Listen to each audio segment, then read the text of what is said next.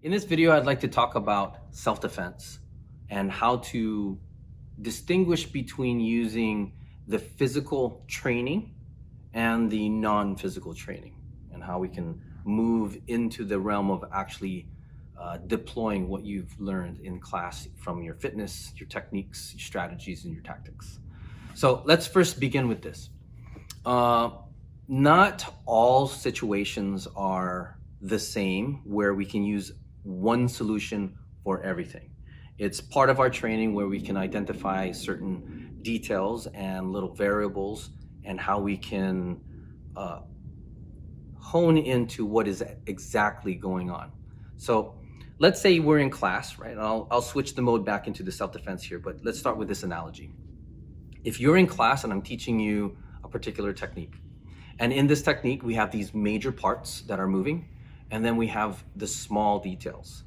And as everybody would feel, those details are very powerful once you're able to understand what they do, how they move, and when to actually use them, right? So it makes you more powerful and it makes everything work great in your favor when it comes to those techniques.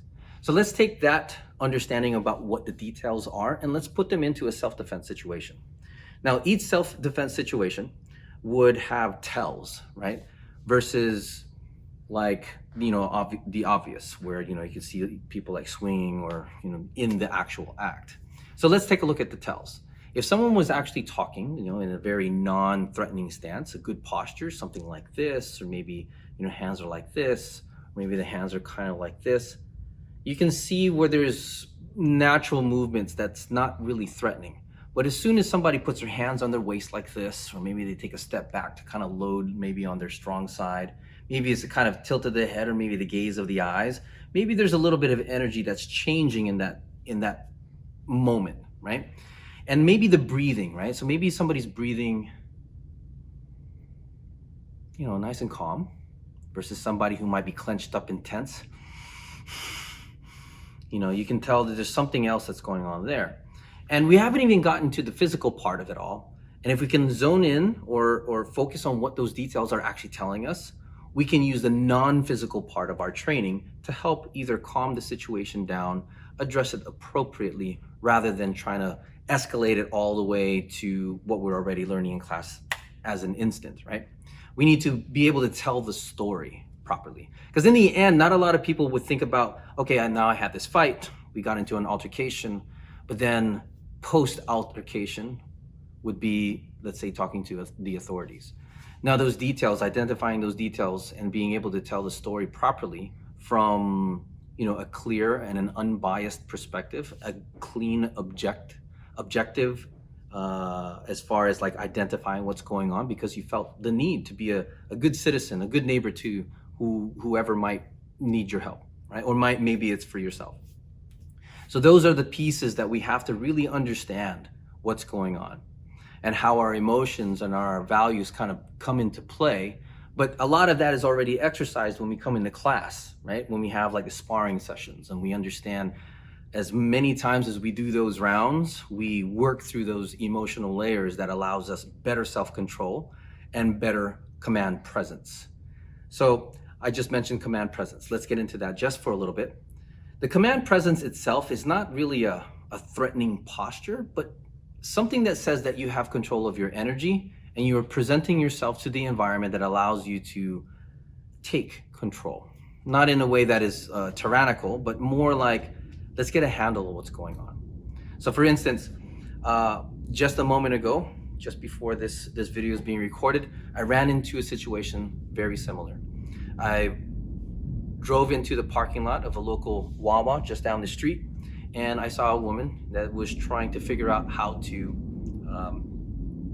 put air in her tires. Now, some people are very impatient as they're waiting for their turn, and this gentleman who happens to be in his car waiting, so if she was parked like this, he was kind of parked right here, and I just kind of pulled into the parking spot just about right here. Right, so he sticks his head out the window, expresses his impatience with some cursing and other things that were probably unneeded, which caused the woman to get a little flustered and as she's trying to figure out her task. So just the verbal part created this tension in the air. So I decided to get out of my car and check out what's going on. People say things all the time, and people get upset all the time. So that wasn't the thing that raised my alert status. The thing that caused it was a second car that wanted to drive closer to her to create a proximity pressure with a vehicle. Now, some people would consider that, the attempt, right? It's like, so if I were the car and you, the camera, the audience is the woman trying to put air in her car, it would look like this, right? So the motion you can see is trying to communicate pressure, right? And what she's trying to complete her task. So it was in that moment I had to actually step in. Obviously, if some sort of violent thing takes place, especially in the vehicle there, I wanted to at least be able to see everything and, tell a story if I had to. So I first had to ask if the woman was okay.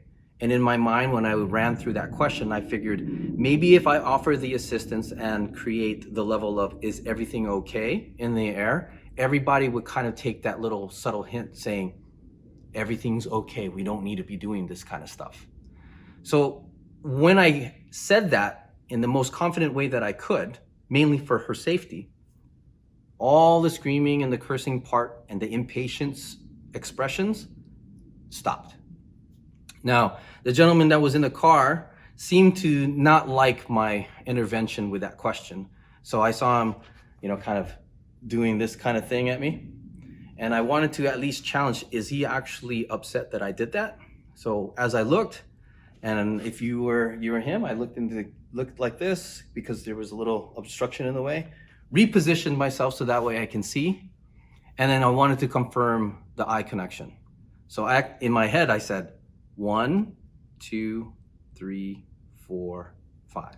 I allowed 5 seconds to go by without the connection of our eyes to break. So that way I can confirm that he was actually pointing his aggression at me. So in that instance, I asked him with command presence, is everything okay?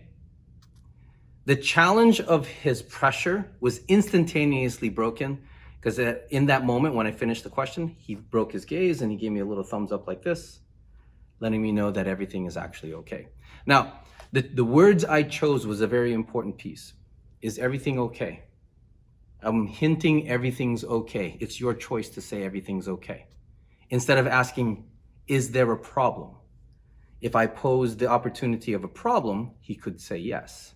So I'm going to remove that piece from the equation and offer everything is okay, which is a lot what we do here when we're sparring anyway, right? We're looking at a good exchange, everything's okay. And if something were to happen, we'll excuse it as some sort of accident and didn't really mean to do that. So in that moment, we're like having that non-physical spar, or maybe that break in between. It gives him the chance to go like, yeah, everything's okay. So in that moment, everything kind of settled down. The energy was coming back down again, and the woman was able to complete her task. Now, to end the story, she backed out, came up to the gentleman that I just had him opt in to saying everything was okay. She said her piece about calling him a jerk in that moment, but then I could see he was offering, no, everything's okay, everything's good. And it was a good choice on him. Was it because I was standing there?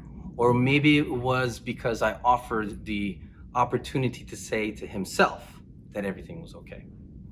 What does that have to do with a self-defense situation or having to use it?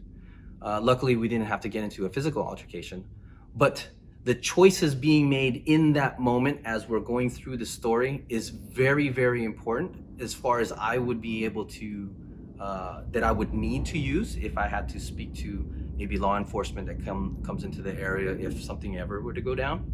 Would it be something that I would be able to take care of myself? Could I take care of myself? Would I be in trouble in that moment? There's a lot of questions to kind of consider. And luckily we didn't need to get into that. But everyone has perfect hindsight, and we're looking at it, and we could look at different things that we could have done better. I'm sure he felt that for himself too.